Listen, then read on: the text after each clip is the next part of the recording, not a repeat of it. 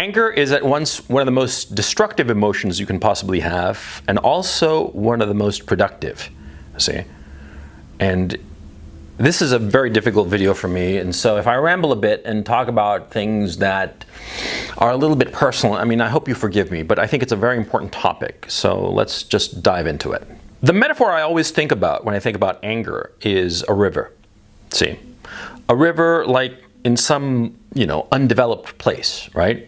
In the past, way back when, like say the Nile River, it would flood periodically, right? And this flooding would be quite destructive now, wouldn't it? It would just flood the whole plain of Egypt or what have you, right? And it would be a disaster, and people might have, built some little huts by the side of the river, and the river would rise up and wash away these little huts and what have you, and these people would suddenly be homeless, right? A destructive thing, right?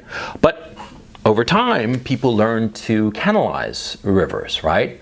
Put little border walls and channel the river so that it would do good things for the people, right? And the Nile River became, the center of civilization, the birthplace of civilization. Yeah, because people were able to control that river and get it to do the things that they wanted to do, right? And not wash away people's houses, but on the contrary, irrigate the fields so that they would have food. You see? A powerful thing like the Nile was domesticated, properly domesticated. Domesticated in a way that took advantage of all the good things it could bring and, eliminated the bad, right? And that's what you have to do with anger. Now, that's like an incredibly vague metaphor, but let me give you, some more specifics, okay? See, my old man, he was he was an awful person. He was a man dominated by his anger, okay? And, let me explain. I've read just about all of the great philosophers, the great writers, from the Greeks to Shakespeare to the great 19th century novelists. I've read them all, right? But the weird thing was that of all the great geniuses that I've had the privilege to read, there was a pulp novelist who captured my old man better than anybody. Yeah, it was Mario Puzo in The Godfather when he described the character of Luca Brasi. Yeah, Luca Brasi in the novel was this big bull of a man who had this unending anger. And in the book, not the movie, which is brilliant in its way, but in the book, Don Corleone, talking about Luca Brasi, says, he's a man as if he's running through the world telling everybody to kill me, kill me, kill me. But he's so powerful that nobody can kill him. Yeah? And that was my old man. Yeah, my old man was a man of, great brilliance, great intellect, great energy, and extremely charismatic. And just, he had everything. He had a full house. He was born with every quality, but his life was ruined by his anger. He was destroyed by anger. Yeah, because what happened was that he would have fights with everybody. I mean, any passing irritation, any trivial thing that happened in his life, and he'd get into a fight. And often it's not, it was a fist fight, okay? I mean, and he would I remember countless times when my dad would get so furious that he would snap off this very expensive watch that he had and drop it there or put it in his pocket and just go up and just get into fights with people over trivia. I mean, things that were so trivial and inconsequential. And it was a miracle that, he wasn't arrested on more than one occasion. The things that I saw growing up, he was a man whose rage would lead him to overreact over trivial things of no importance whatsoever. It ruined his life. Oh yeah, it ruined his life. He's an old man now, and he's got nothing and no one. Yeah, his anger, his inability to control his anger, his inability to channel that anger into more productive directions, destroyed his life. And he could have been great because, like I said, he had brains, he had charisma, he had drive, energy, he had it all. He had a full house. but his anger alienated everyone. It frightened people, just like Luca Brasi frightened people. Huh? Yeah. And the Luca Brasi character, I remember reading that character in the novel the first time I read it. I was thinking to myself, my God, Mario Puzo knows my dad. Yeah, I'm laughing about it, but growing up in that kind of circumstance was not pleasant. I'll tell you that, because my old man, that anger also, emerged as bullying. I mean, he was a bullying fuck. He bullied me since the time I was little. He'd say all kinds of awful things towards me, just because he was a mean fuck. And now, retrospectively, I realize that meanness came out of fear. And that fear is what drove his anger. Yeah, because you have to understand that anger comes from fear and also from frustration. See, when you're afraid of things, when you're afraid of your environment, you're afraid of other people, you're afraid of whatever, right?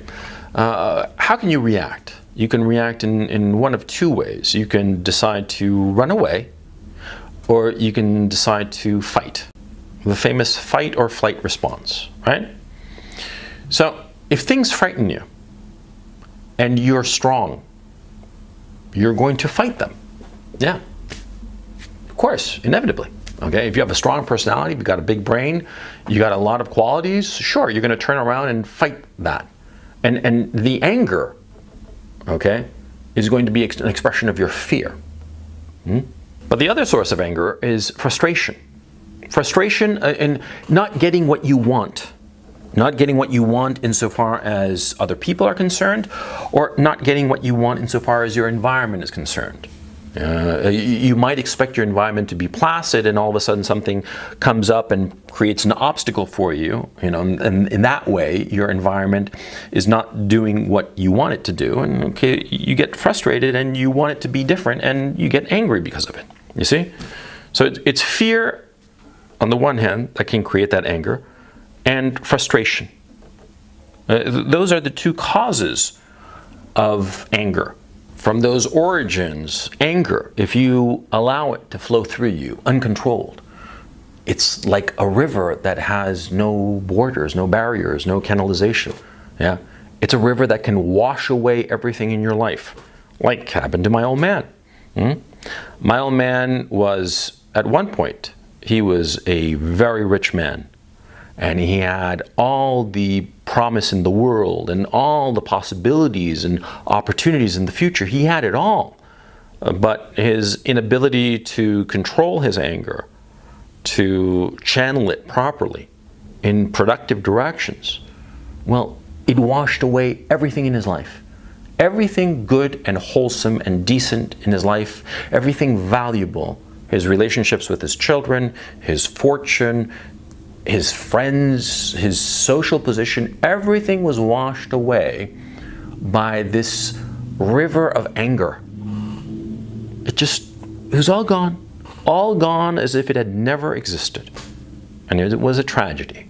But the funny thing is that, see, anger is a very powerful tool. Now, I always tell you that you should never be ruled by your emotions.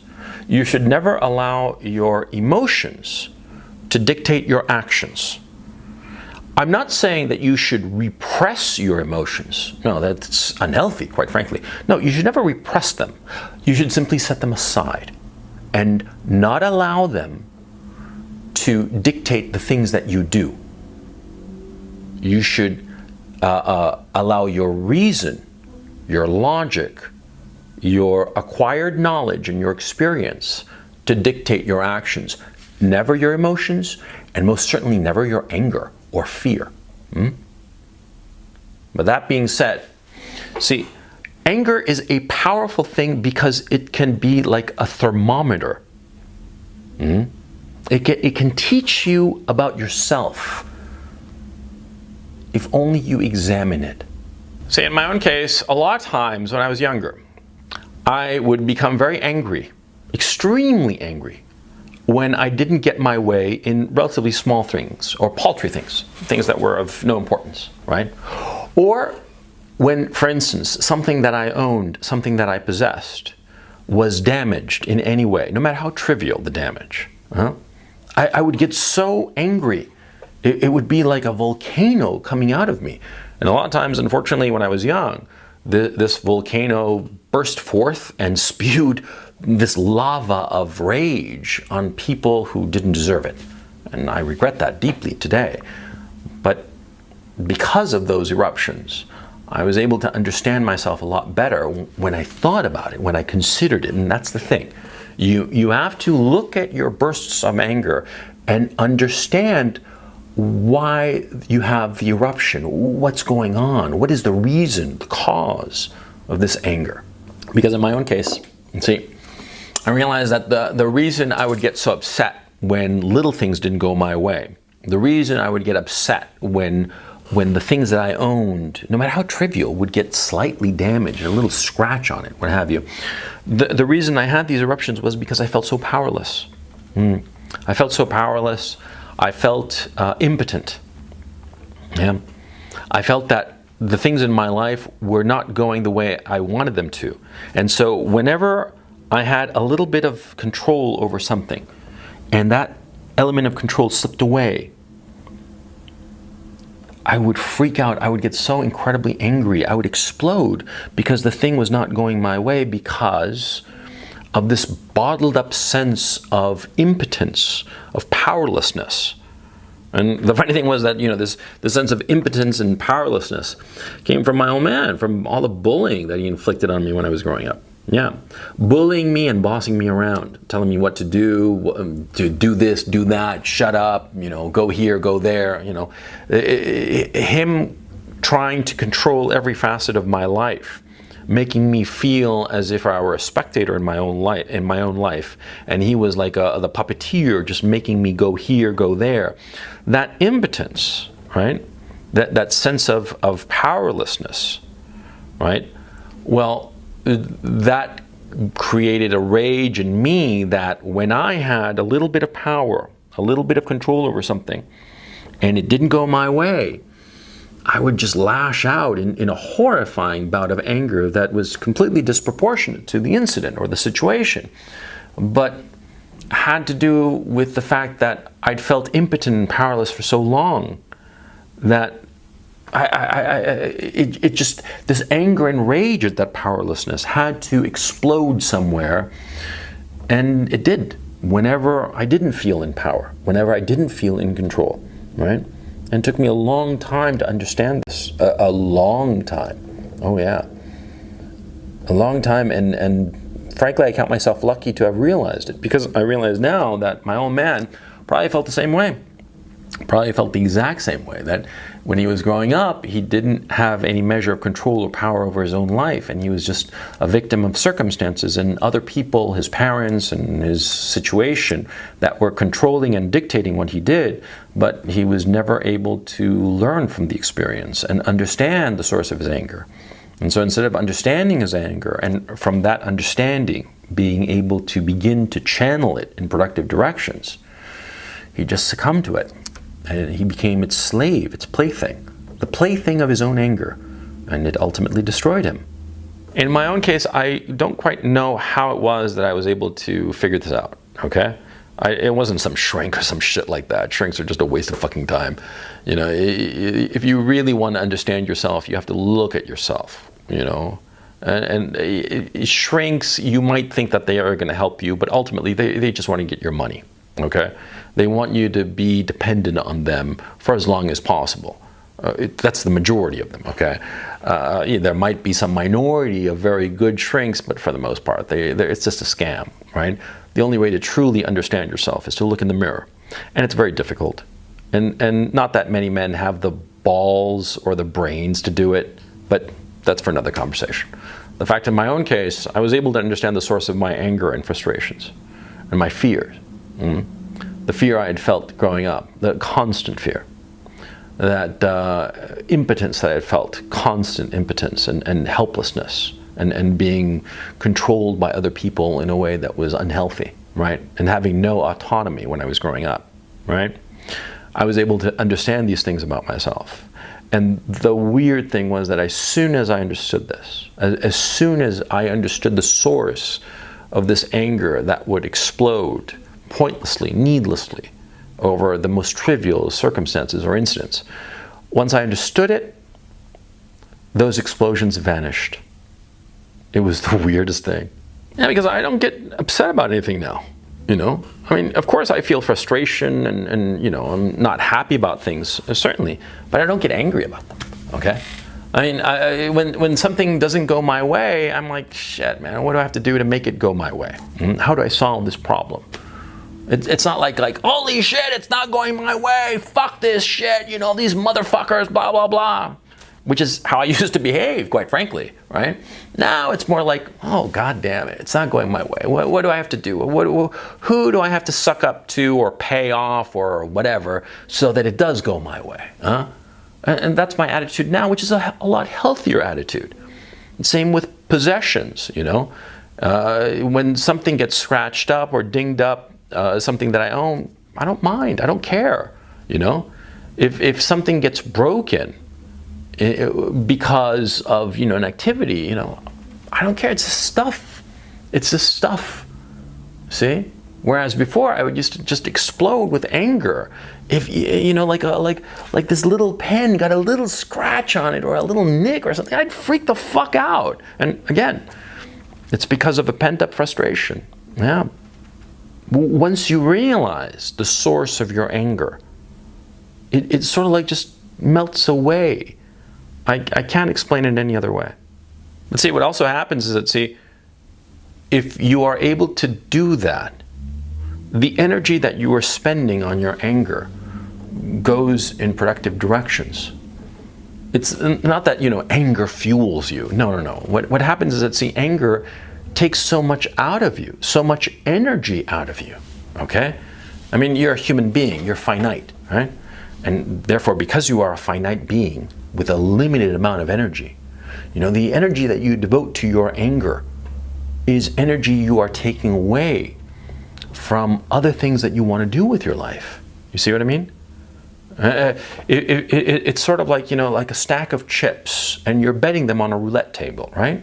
You have a finite number of chips. But if you take them away from the losing bets and put them on the winning bets, right? Well, then you win more. You see what I mean? Time is also a thing that dissipates anger. And don't get me wrong, you should be trying to understand where your anger comes from. Understand where it comes from so that you sort of like diffuse the bomb of anger and redirect that energy into more productive areas of your life, like I said before. But you see, another thing that really helps insofar as anger is time, because as you get older, you start to care less and less. And care less and less about the things that happened to you in the past, the powerlessness and the fear that you had in the past that led to your anger. Because what happens is that as you grow older, you have more and more opportunities to have control over situations. And as you have more and more control over situations, that feeling of helplessness, of impotence, well, it begins to erode, because you are in fact driving the car of your life. Right? And so time is a great way to leave behind that anger. I mean, you have to leave it behind, okay? You have to look at yourself and ask yourself, do I explode, you know, once or twice a week? Do I have a complete shit fit over this, that, the other? Do I sometimes want to punch the ever-living crap out of somebody who's not doing what I want? You have to ask yourself these questions. And if the answer is yes, then you have to ask yourself why. You have to look in the mirror and ask yourself, why am I, you know, wanting to beat the ever-living shit out of some guy just because he took my parking spot? You have to ask yourself this. Because is it annoying when some asshole comes and steals your parking spot? Sure it is. Is it worth getting out of your car, opening the car door of the other guy, pulling him out and beating his face to a bloody fucking pulp? Is it justified? Do you feel that you want to do that sometimes, and the only thing stopping you is you know, fear that you'll be arrested and tossed into jail? Does that happen? Because if it does, then you got to figure out where it's coming from. You got to figure out where that anger is coming from, because one day, you know, you're going to have a slip up, And you'll forget that you'll be tossed into jail, and you'll wind up kicking the ever-living shit out of some guy and get thrown into jail and have your life ruined. Yeah. So you got to figure this shit out now that you can. And the anger that you feel, the frustration that you feel, it all comes from fear and impotence. That's the source of it. What other source can you have for anger? If things are going great in your life, right, and you're getting everything that you want, then why should you feel angry, right? You're not going to feel angry. You only feel anger when you feel that you're not getting your way or when you're afraid. And more often than not, it's not the incident that is happening at this moment that makes you feel afraid or makes you feel impotent. And often as not, it's something that happened in the past. Something when you were young, perhaps very young, perhaps so young that you don't even remember it. And you have to make peace with that. And that's so incredibly difficult. I mean, it's easy to say, oh, just make peace with it. No, it's just, it's just fucking pretty words, right? It's easy to say it, but to actually do it, you have to do it. You have to do it because, see, I look at my old man, he lives in a crappy little one-room apartment. He's got nothing. He's 76 years old. He's got nothing in his life. Nobody gives a shit about him. And in point of fact, there are a whole bunch of people who actively despise him. And when he croaks, a lot of these people, myself included, are going to be happy. Yeah, a little less misery in the world. Yeah. And he's 76 years old and he still has these explosions. He still has these just temper tantrums like a fucking child. Yeah. And it's all because of an inability to make peace with his own anger, an inability to make peace with his own fears and frustrations, an inability to simply let go of those fears and frustrations. And that's the secret. You just have to let them go. Not forget them. No. That's not what I'm saying, because you can never really forget them. But let them go. Not allow these emotions to control your life. That's what I always say. That's what I say is the difference between a man and every other creature on this earth. We men can control our emotions. This doesn't mean to suppress them or repress them or pretend that they're not there. No. On the contrary. We have to face our own emotions, but we have to set them aside. And anger, most especially.